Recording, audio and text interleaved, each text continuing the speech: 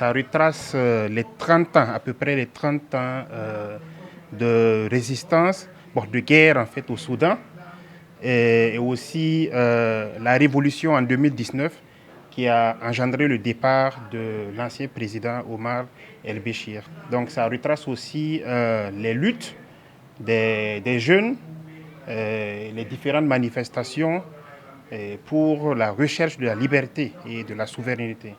Ce sont des jeunes qui assument une révolution et ça fait penser aujourd'hui à ce que le peuple burkinabé a su faire durant des années pour la libération du pays et justement pour l'assumation de notre pays vers une voie de sa véritable souveraineté. Le fond du problème, c'est que tous ceux qui ont créé ces guerres-là veulent retirer le Soudan et annexer le Soudan au Moyen-Orient.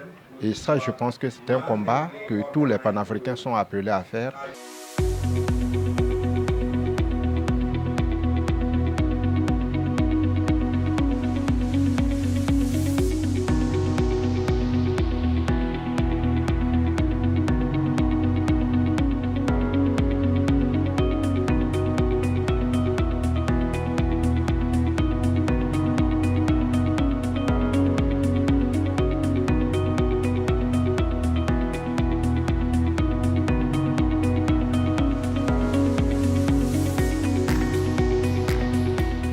Les révolutions, même si elles sont singulières, elles se ressemblent.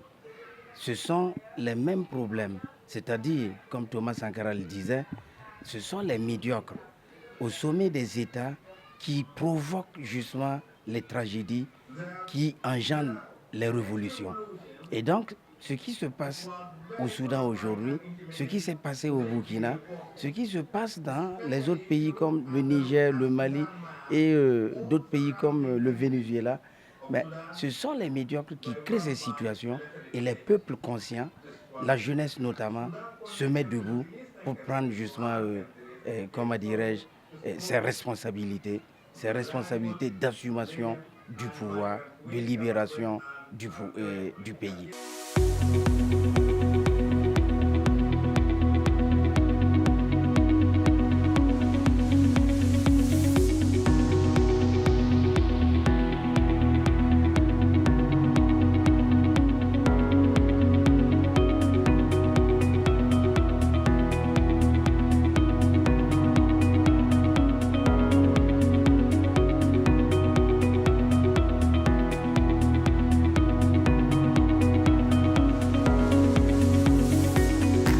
Kaziba TV, pour un Burkina Faso souverain, intègre et fier.